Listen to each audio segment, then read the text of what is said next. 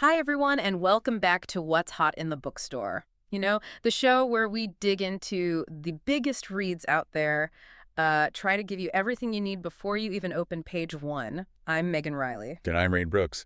And yeah, it's always great to dive into a book that's just, well, hitting it big with readers. Absolutely. And today, we are zeroing in on a title that hasn't just climbed the charts.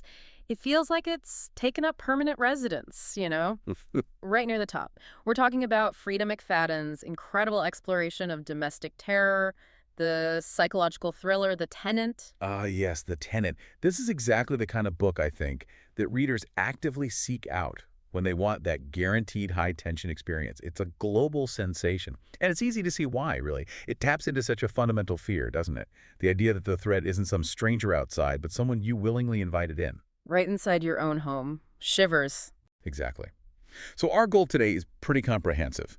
We want to give you a really deep preview, look at the author's quite surprising background, explore how she actually builds that suspense, the mechanics of it, and basically make a solid case for why this book deserves that top spot on your to-read list, like right now. Okay, let's definitely start with the author then, because I find Freida McFadden's professional life almost as intriguing as her plots. Seriously. When you find out what she does outside of writing, well, suddenly the themes in her books just kind of snap into focus, don't they? They absolutely do. It adds this layer of, let's call it professional insight, that most thriller writers just don't have. See, when you pick up a book by Freida McFadden, you're actually reading work by a practicing U.S. physician. That's the pseudonym. A physician. Okay, that's interesting already. But wait, the specialization is where it gets really fascinating. It's the key analytical link here.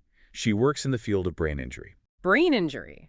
Wow. Okay, that connection it feels fundamental to the whole psychological thriller genre she dominates. How does that background, understanding how the mind works and maybe more importantly, how it can break, how does that directly feed into a thriller? Well, think about it. It's definitely more than just a cool fact. It's almost like a blueprint for her narrative choices. Psychological thrillers, at their core, rely on making the reader question reality, right?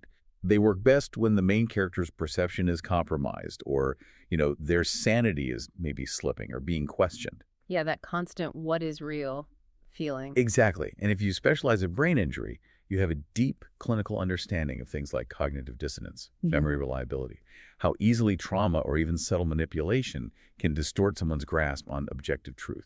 So when she writes a scene like where a character isn't sure if they locked the door or if they really saw something move in the shadows, those moments of doubt aren't just plot points. They're rooted in actual clinical understanding. Precisely. You can pretty safely assume that the gaslighting techniques, the psychological games played in The Tenant, they aren't just pulled out of thin air. They're potentially informed by real-world knowledge of how people can be manipulated, how memories can falter, how intense emotional stress can trigger cognitive, failures. Okay, that adds a whole other layer. It really elevates the psychological warfare in her books. It suggests the characters aren't just being messed with randomly. They're being manipulated by someone who actually understands how to target the brain's vulnerabilities. Scary stuff. That context just gives her writing this intellectual weight almost. Makes the suspense feel even sharper somehow. And her backstory isn't just about the medical side. It's also one of serious academic achievement and this real self-starter drive. It is, yeah. She grew up in New York City, and her education included studying at Harvard University, which speaks to a very analytical mind. The same kind of mind that has to navigate complex medical situations is clearly also very good at constructing these intricate, tightly woven plots we see in her thrillers. Right. But it wasn't like she just walked out of Harvard and got a massive publishing deal straight away, was it? Despite that pedigree, she started out using platforms like Amazon KDP, self-publishing first. That's right. And that journey, I think, speaks volumes about her connection to her actual readers. Yeah. She basically proved the demand for her specific kind of thriller on her own terms first. Yeah. The market responded, Yeah. loudly. And that self-publishing success eventually led to her huge breakthrough moment. Which was The Housemaid, right? In 2022. That book was everywhere. Exactly. That was the inflection point that really launched her into the mainstream consciousness. The Housemaid became this cultural phenomenon, and it totally cemented her signature style. That high tension, the domestic focus, and those shocking but importantly earned twists. And since then, wow, her global popularity has just exploded. We're talking about an author whose books are translated into, what is it, over 40 languages? Over 40 languages, yes. That kind of global footprint tells you something significant. It shows that these themes she explores, domestic paranoia, betrayal, the loss of safety, they resonate universally. They cross cultural boundaries. That reach is incredible. And it's not just sales figures. This high visibility, seeing her consistently in the top 100 on bestseller lists worldwide, that's backed up by some serious critical validation, too. She's received prestigious awards, like the International Thriller Writers Award, multiple Goodreads Choice Awards. These aren't just participation trophies. They signify real quality in the genre. And what about reader feedback? Because that's always crucial, especially for thrillers. Absolutely. The customer reviews are consistently strong. If you look across platforms, she generally averages around 4 out of 5 stars. That's a very high benchmark, especially for a genre where plot twists are so central and can be divisive. Right, a bad twist can sink a book. It really can. So that high average rating, combined with the awards, it signals to you, the potential reader, that this book is very likely to deliver on its promise of tension and genuine surprise. It's a strong indicator of quality. It feels like a stamp of approval, doesn't it? Like you're not just grabbing a random trending book, you're picking up something recognized for being exceptionally well-structured and gripping. Okay, so we understand the author, her unique background, her success. Let's move into the book itself, the actual blueprint for the nightmare in the Tenant. How does McFadden set up this erosion of domestic safety? The setup is, I think, masterful, mainly because it starts with something so relatable, financial vulnerability. It takes characters who seem completely secure and then pulls the rug out from under them. So we meet Blake Porter and his fiancée, Krista Marshall. And initially, they're living the dream, right? Professional success, happy relationship, stable. They seem to have it all figured out. But then, as you said, life happens. The source material calls it a string of unfortunate circumstances, which is usually code for a major financial hit. Yeah, lost job, bad investment, something like that. Exactly. And that unexpected pressure becomes the catalyst. It forces them into making a desperate, really unconventional decision, something they'd probably never consider otherwise. Which is? They have to compromise their private sanctuary, their home. They decide to rent out a room to a complete stranger just to make ends meet financially. Oof. That decision right there instantly changes everything. Their relationship dynamic, their sense of security, it all becomes transactional almost. Precisely. And the idea of having to let a stranger into your most personal space simply because you need the money, well, that grounds the thriller in a very real, very contemporary anxiety, doesn't it? Absolutely. So enter the stranger, Whitney Cross, the tenant. And Whitney is introduced as, well, seemingly harmless, even charming. She doesn't show up waving giant red flags or dripping obvious menace. She seems like the perfect, easy solution to their money problem. Exactly. But her arrival, that's the fuse being lit. It kicks off this slow, gradual, but utterly destructive decline into what the review calls a web of mistrust, tension, and psychological games. And the story seems to focus quite a bit on Blake, the fiancé. He tries to be the rational one, the one keeping things together. Yeah, he takes on that role initially, trying to restore order, be the steady anchor for them both. But it doesn't work out too well for him. It fails pretty spectacularly, actually. How so? We basically watch Blake's journey as he becomes more and more overwhelmed, increasingly uncertain. The initial tension feels external, just a problem with the tenant. Yeah. But very quickly, it turns internal for him. He starts feeling isolated, not just from Krista, because the stress inevitably causes communication to break down between them. Which always happens under pressure. Always. But more crucially, he becomes isolated from his own sense of certainty. He starts questioning his judgment, his memory, even his grasp on what's actually happening around him. That internal dismantling, that's where the real fear for the reader comes from. Okay, this feels like where we get into the actual mechanics of the thrill, and where that unique author background, the brain injury specialization, might really come into play. Because this isn't a slasher film, right? It's not about jump scares or overt violence initially. It's described as a slow, insidious burn. So what are those specific little things, those small disturbances that McFadden uses to build this creeping dread? It's the sheer banality of the initial threats that makes them so effective, so unnerving. The source material points to disturbances that are really easy to dismiss on their own, but they just keep happening relentlessly. They start small, like strange odors, smells that permeate the house, but you can't quite pin down the source. Is it the plumbing? Is it her cooking? You don't know. Right, things you could easily explain away. Exactly. Then there are the noises at night. the kind of sounds. Yeah. Could be the house settling and all pipe banging, or it could be someone moving around when they shouldn't be. That ambiguity is everything. Because if you complain about a weird smell or a noise you heard once, you just sound paranoid. Neurotic, even. Precisely. If you confront someone and it turns out to be nothing, you look like the unreasonable one. You become the problem. And it escalates from there. Subtly, yes. With disputes over shared things, occasional arguments about borrowed items that aren't returned, or maybe more tellingly, missing groceries. Little things like that. Stuff that could just be miscommunication or forgetfulness in a normal roommate situation. Exactly. These are classic domestic friction points. But in this specific context, the high pressure, the existing financial vulnerability, the underlying mistrust, these small conflicts take on a much more sinister meaning. They stop being mere inconveniences and start becoming data points.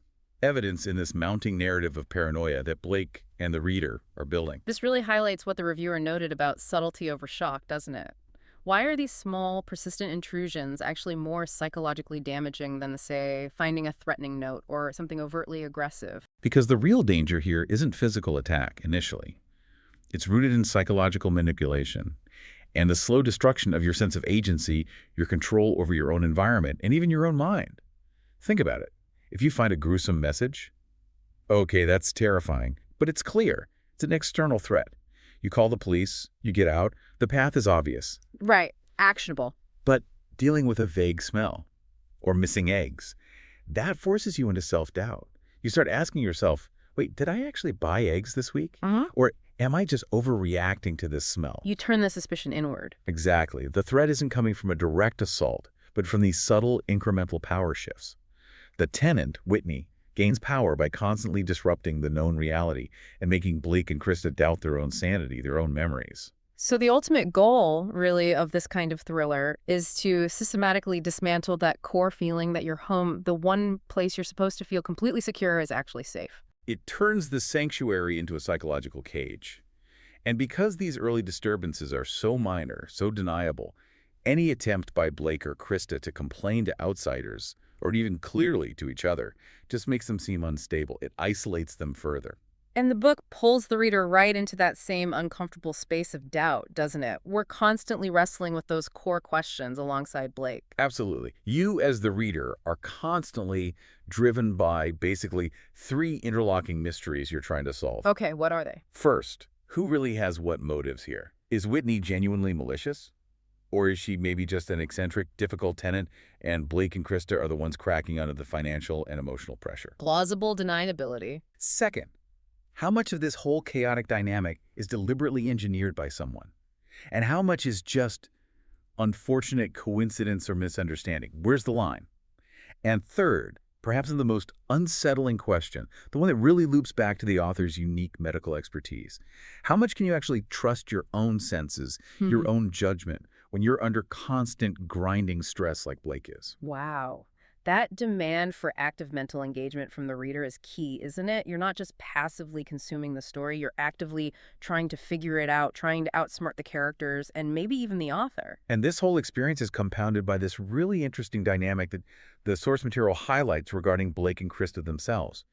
As a reader, you become intensely invested in them. You're rooting for them, right? You want them to figure it out, to communicate better, to finally confront Whitney effectively. Yeah, you want them to win. But, and this is crucial, because of the way the plot is constructed, they often make choices that are just, well, frustratingly poor. Maddening sometimes. Yeah. Oh, the classic "don't go in there" or "why didn't you tell her that" moment. Exactly. They fail to share crucial information with each other when they obviously should. Or they jump to the wrong conclusion based on incomplete evidence. They react emotionally instead of logically. We've all yelled at a book or a movie character for doing that. Of course. But McFadden seems to almost weaponize that frustration. The source material suggests that this emotional dissonance you feel, that mix of sympathy for their terrible situation combined with intense annoyance at their, frankly, sometimes stupid decisions, is actually a deliberate tactical move by the author. How so? What does that achieve? It ensures you remain utterly, deeply invested. Because you don't just need to see if they survive Whitney's schemes, you need to see if they can survive their own flawed humanity, their own poor choices. Can they redeem themselves? So the payoff isn't just about the big plot twist reveal. It's also about whether Blake and Krista can finally get their act together and escape the mess they're partly responsible for creating. Precisely. That dual tension creates a narrative engine that just runs incredibly hot throughout the entire book. Okay, that makes a lot of sense. Let's shift gears a bit now and talk about the overall reading experience. The style, the pacing, and the critical assessment. Because a slow burn, especially one relying on subtlety and sometimes frustrating character choices, could easily start to drag if the writing itself isn't sharp enough to keep you hooked. Right. And the writing style is consistently identified as one of the Tenant's major strengths. It seems purpose-built for accessibility and maintaining high engagement. The reviewer specifically highlights the writing as being clear, pretty fast-paced, and importantly, supported by strong, believable dialogue. Does that sound right? That's the assessment, yes. It's designed to captivate the modern reader, which explains why, even as the tension builds quite incrementally, the book itself flows really smoothly. It doesn't get bogged down. It sounds like the kind of book you pick up intending to read a chapter or two, and then suddenly it's like 3 in the morning and you're almost done. Exactly that kind of compulsive readability. That accessibility keeps your focus squarely on the escalating plot, the shifting power dynamics, the who's doing what to whom, without making you struggle through overly dense or, flowery prose. It's a very clean vehicle for delivering high tension. Makes sense. But, okay, playing devil's advocate here, as critical guides, we need to offer that balanced perspective. Surely, any highly plotted thriller like this involves some trade-offs, some potential weaknesses. Absolutely. And the source material is quite upfront about acknowledging a couple of key areas where readers might find minor issues. Nothing deal-breaking, perhaps, but worth noting. What are those areas? The potential structural creaks, let's say. Okay, first, outside of that intense central trio, Blake, Krista, and Whitney, it's noted that many of the supporting characters can feel well, the term used is quite flack. Meaning they're mostly there to serve the plot, move things along. Pretty much. They function more as plot devices or sounding boards rather than fully fleshed out, three-dimensional people with their own complex inner lives. This is fairly common in tightly plotted thrillers, but it does mean the main emotional weight rests almost entirely on that central conflict. Okay, understandable. What's the second point? The second point relates more directly to the plotting itself, which is obviously critical in a book that relies heavily on twists and reveals. It acknowledges the possibility of, let's say, minor logical gaps. The suspension of disbelief factor. Exactly. The reader does need to be willing to engage in that necessary suspension of disbelief at times. The reviewer mentions things like overdrawn conflicts and points where the strict narrative logic might stretch just a little thin. So if you were to stop and forensically analyze every single character motivation or every coincidence required to make the final twist land perfectly, you might find moments where the plot leans a bit heavily on chance or on characters making exactly the worst possible decision at exactly the worst possible time. It's that classic thriller dilemma, isn't it? Do you analyze it like it's a police procedural demanding perfect realism, or do you accept it as a psychological entertainment machine designed for effect? Precisely the distinction. If you get too hung up on the absolute why behind some of the more elaborate schemes or reactions, you might find yourself questioning the mechanics. The book essentially asks you to trust the emotional momentum it builds, perhaps more than its perfect structural integrity at every single point. But the implication is that this trust pays off. That seems to be the consensus, yes.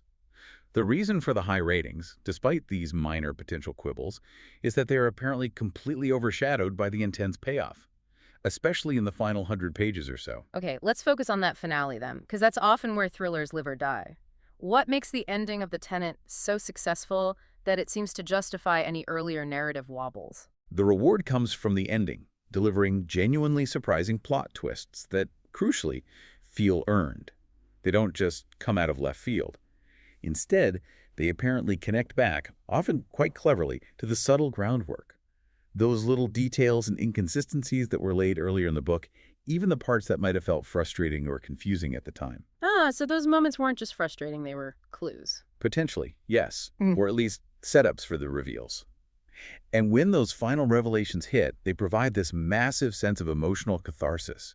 The narrative pressure cooker that's been building finally explodes, and the relief of finally knowing the truth, combined with the genuine surprise of what that truth turns out to be, seems to just override any lingering complaints about, say, flat secondary characters or slightly overdrawn conflicts earlier on. So the ending ultimately delivers. It provides satisfying closure for the reader. By and large, that's the takeaway. The narrative threads that were so carefully woven, the mistrust, the gaslighting, the small arguments, the constant sense of unease, they all converge and find resolution in the finale. Now, the reviewer does add a small caveat. The logic might not be, 100% perfectly airtight if you scrutinize every single minute detail under a microscope. Few complex thrillers are, perhaps. True, but the key point is that it's absolutely emotionally convincing. It provides the necessary, startling, and ultimately satisfying conclusion to the high-stakes domestic drama that's been unfolding. It feels right, even if one or two tiny logistical threads might fray slightly on intense rereading. Okay, so bringing all these pieces together, the accessible style, the relentless tension buildup, the perhaps necessary suspension of disbelief, the killer ending, this sounds like a book that really delivers on the promise of its genre. What's the final critical verdict, the star rating? The verdict is strong and pretty clear. The Tenant earns a solid 4 out of 5 stars from the reviewer we're referencing. So it's not being positioned as like high literary fiction aiming for profound philosophical insights, but it is firmly cemented as a very solid thriller work. It successfully delivers exactly what readers look for in this space. That creeping domestic dread and those genuinely unexpected turns. And a 4 out of 5 star rating, especially when combined with its massive global bestseller status and those Goodreads awards. Yeah. Well, that signals a pretty guaranteed high-quality entertainment investment, doesn't it? It certainly does. It gives you, the reader, a very high degree of confidence that you're investing your reading time in a story that will keep you guessing, keep you hooked, and ultimately leave you feeling emotionally satisfied, maybe even a little breathless with its final revelations. Okay, let's try to synthesize this whole experience for our listeners then. What's the lasting impression? For me, the big takeaway from The Tenant seems to be its incredible success as this tightly wound psychological cat-and-mouse game. It manages to take the most mundane, frustrating parts of sharing a living space, weird smells, noises, missing food, and just completely weaponize them into tools of psychological torture. It's clever. I agree. The story builds slowly, methodically. It might test your patience with Blake and Krista's decision-making in that middle section, absolutely. But the consensus is that it really works toward the end, delivering that knockout punch. And the key feeling it leaves you with is that constant nagging doubt, right? What is real? What's just paranoia or imagination?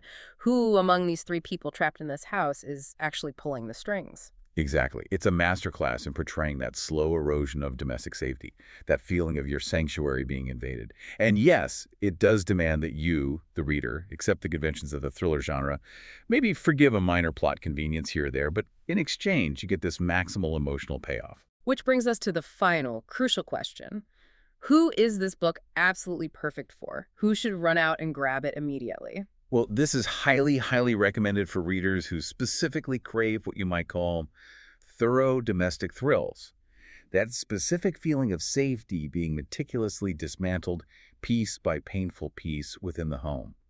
If you're someone who prioritizes deep character conflict, psychological manipulation, and that slow burn tension over, say, high-octane car chases or shootouts, then this is definitely for you. So less action thriller, more mind games thriller. Precisely. It's ideal for the reader who enjoys curling up at home, maybe ironically, and feeling just, well, a little uncomfortable, because the threat feels so incredibly intimate, so close, so plausible in its mundane beginnings. Yeah, if you want a book that plays on your own natural tendency to second-guess things, maybe makes you question your own instincts a little as you read, this sounds like the one to pick up. And it's absolutely the kind of novel that, once you finish it, you immediately want to grab a friend who's also read it and have that intense debriefing session. Yeah. Okay, where did you figure it out? Did you see that twist coming? Were you yelling at Blake, too? Exactly. That immediate need to compare notes and reactions is always a testament to how effectively the author, Freida McFadden in this case, has managed to manipulate and surprise you. It's a sign of real skill in the genre. Okay, you've convinced me. So, to everyone listening, stop waiting. Go dive into the unrelenting tension of The Tenant. We know you're curious now. You want to find out what ultimately happens to poor Blake and Krista, and whether Whitney Cross is really just an annoying roommate or something far more sinister. And the good news is, we've made it super easy for you to start that journey. The link to purchase The Tenant so you can immerse yourself in this psychological spiral right away can be found right there in the video description just below this episode discussion. Go grab your copy today. Seriously, we highly recommend you invest your reading time in this one. It will absolutely grab hold of your focus and refuse to let go until that very last page. Thank you all so much for tuning in today and letting us be your guides into this absolute must-read thriller. Yes, thank you for listening and joining us as we explore what's currently hot and buzzing in the literary world. We appreciate you spending time with us. We really hope you'll join us again for the next episode of What's Hot in the Bookstore, where we'll continue to explore the books that are shaping our reading lives and topping the charts. Until then, happy reading. Farewell, everyone.